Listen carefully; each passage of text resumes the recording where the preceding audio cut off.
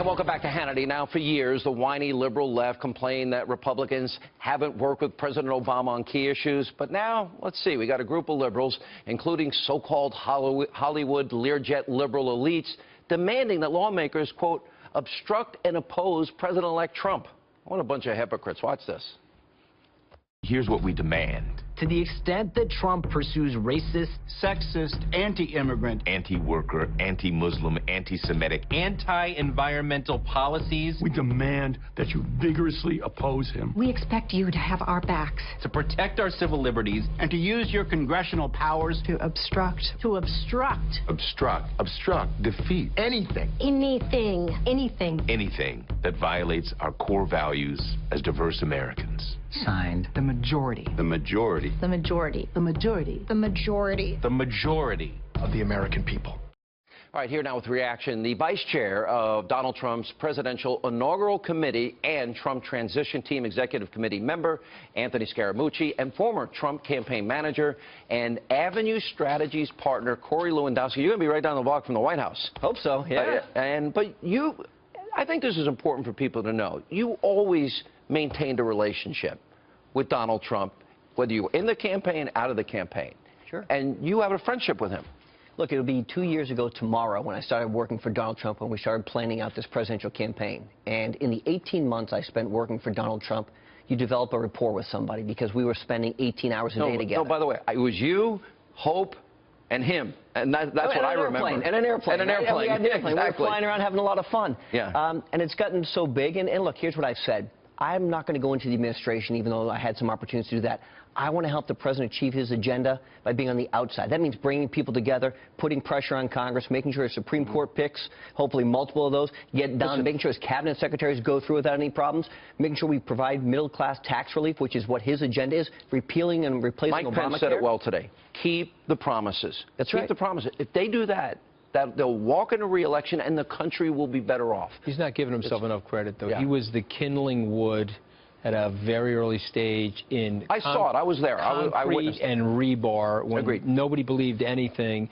And coming out of Iowa, he was the New Hampshire campaign organization. Look, it's unfair the way media portrays any of us in this day and age because they hate anybody that's a conservative. Yeah. By the way, I want to point out, pan the camera on Mr. Scaramucci here. Yeah. Okay. This guy is in charge of all the inauguration tickets. I don't know why you keep saying that. He's the guy that's in charge. Everybody needs to suck up to you if they want to go to one of the malls. He's just super happy that every time he asks me for tickets, I say no problem. Then he says, okay, no problem.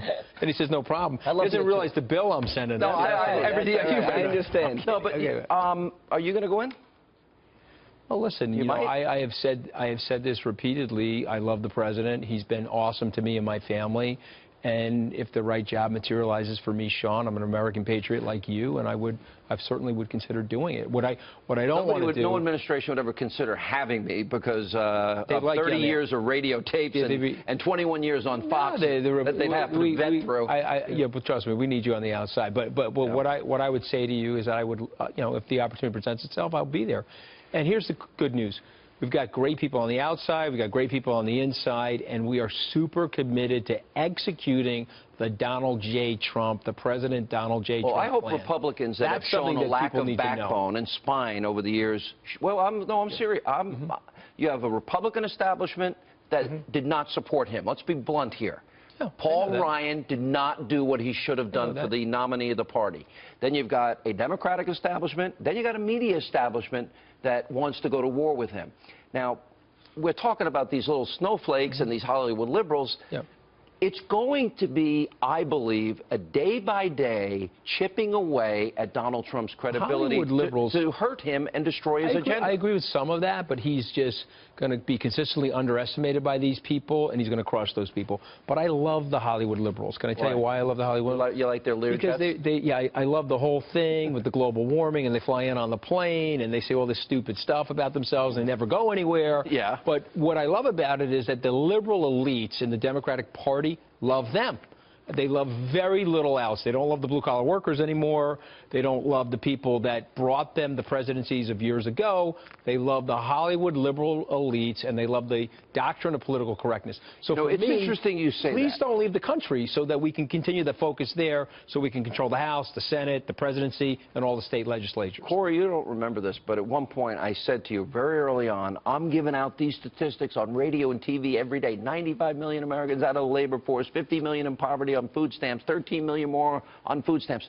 And the reason was because this election, to me, was about the forgotten men and women that were out of work, in poverty, on food stamps, that the lowest home ownership rate in 51 years, the American dreams ripped out of their guts. That's what this election, I think, became about. Sean, don't forget, what you have done on talk radio and Rush Limbaugh and others has been so important to the rise of the Donald Trumps of the world, because he has, those talk radio stations across the country. I'm on 560. Are giving every day people the opportunity to hear the other side of the aisle, right? The other side, because the Democrats have controlled the mainstream media. So if you're not in your car, you're not working, you're not listening to that talk radio, that's what has given the rise to Donald Trump. Fox. And now, that's exactly right. In fairness, the criticism would always come in. Well, you're interviewing this candidate or that candidate. But what I would do is I'd ask them, what's your plan for health care? What kind of person do you want on the Supreme Court? How are you going to handle immigration? Of all the candidates, Trump was the most specific. That's right. He never got credit for it. Well, he didn't get credit for it because, look, the mainstream media always wanted to, again, to what Anthony said, never take him seriously, right? On the day he announced he was running for president, the media didn't know what the announcement was about. They showed up in anticipation of him not knowing what he was going to say. And that is a summary of this campaign. Well said. They never knew what to do with Donald Trump, and that's why the American people have. On them for the first 100 days and beyond, because they'll continue to do that. Good to see you both. Thank you. But by the way, I'm working at the inauguration, so I won't be begging for tickets. It's a Friday night. I'll be there, and I'm not wearing one of those goofy suits that everybody else wears. Happy birthday, Sean. Thank you, my friend. Listen, you're both good friends. Good to see you. Happy New Year, both. Happy New Year.